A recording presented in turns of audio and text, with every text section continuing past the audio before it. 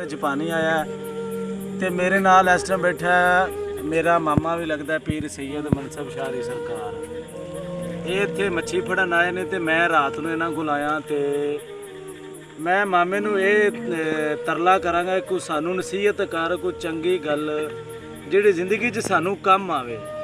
ਅਸੀਂ ਜੀ ਤੁਹਾਡੀ ਆਲ ਔਲਾਦ ਆ, ਤੁਹਾਡੇ ਪੁੱਤਰ ਵੀ ਆ, ਸਾਰਾ ਕੁਛ ਆ, ਉਹ ਨਸੀਹਤ ਕਰ ਦਿਓ। ਅਸੀਂ ਜੀ ਦੁਨੀਆਦਾਰੀ 'ਚ ਫਿਰਨੇ ਆ। ਹਾਂਜੀ ਮਾਮਾ ਜੀ ਕਰੋ ਨਸੀਹਤ ਕੋਈ। ਪਹਿਲੀ ਗੱਲ ਤਾਂ ਇਹ ਥੋੜੇ ਜਿਹੀ ਉੱਚੀ। ਹਰ ਬੰਦੇ ਨੂੰ ਨਮਾਜ਼ ਦੀ ਦਾਵਤ। ਸਹੀ ਗੱਲ ਹੋ ਦੂਸਰੀ ਚੰਗੀ ਗੱਲ ਇਸ ਹੈ। ਚੀਜ਼ ਦੀ ਹਰ ਬੰਦੇ ਨੂੰ ਵਜ਼ਾਇਫ ਰਸੋ ਦਰੂਦ ਦਾ ਬਹੁਤ ਵੱਡੀ ਗੱਲ ਹੈ, ਤੇ ਗਲਤ ਬਾਤ ਹੈ। ਬਹੁਤ ਵੱਡੀ ਗੱਲ ਹੈ ਨਸ਼ੇ ਦਰੂਦ ਵਾਲੀ। ਭੰਗੀਆਂ ਤੋਂ ਬਚਣ। ਸੋਹਣੀ ਗੱਲ ਹੈ। ਇਹਨਾਂ ਦੀ ਕੱਖ ਨਹੀਂ ਹੈ। ਕੱਖ ਨਹੀਂ ਬਿਲਕੁਲ ਮਾਮਾ ਜੀ। ਹੈਂ? ਮਤਲਬ ਇਹ ਭੈੜੇ ਬੰਦੇ ਨਾਲ ਲੱਗ ਕੇ ਬੰਦਾ ਭੈੜਾ ਹੀ ਬਣ ਜਾਂਦਾ ਹੈ। ਬਣ ਜਾਂਦਾ ਉਹ ਭਾਵੇਂ ਕੋ ਨਸ਼ਈਏ ਭਾਵੇਂ ਯਾਰ ਕੋ ਜੋ ਵੀ ਭੈੜੇ ਕੰਮ ਕਰਨ ਵਾਲਾ। ਹੁਣ ਯਾਰ ਅਸੀਂ ਨਾਨੇ ਦੀ ਸੁਣ ਤੂੰ ਆਪਦੀਆਂ ਨਾ ਸੁਣਾ।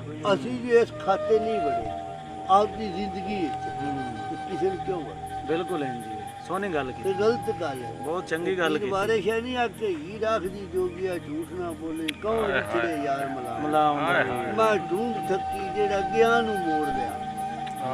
ਜਿਹੜੇ ਟੁਰ ਗਏ ਨੇ ਉਹਨਾਂ ਨੂੰ ਕੌਣ ਮੋੜ ਲਿਆ? ਕੌਣ ਨਾ ਨਾ ਨਾ ਜਿਹੜੇ ਟੁਰ ਗਿਆ ਕਿੱਥੋਂ ਮੁੜ ਕੇ ਆਉਂਦੇ ਮੋੜ ਨੇ?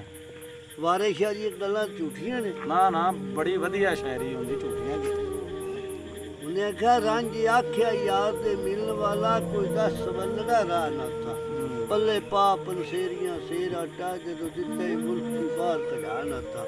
ਆਂਦਾ ਕੀਤਾ ਹੋਰ ਨਾ ਦੇ ਆਇਆ ਪੇਸ਼ ਮੇਰੇ ਕਿੱਥੋਂ ਚਮੜੀਆਂ ਅੰਤਾ ਕੱਲ।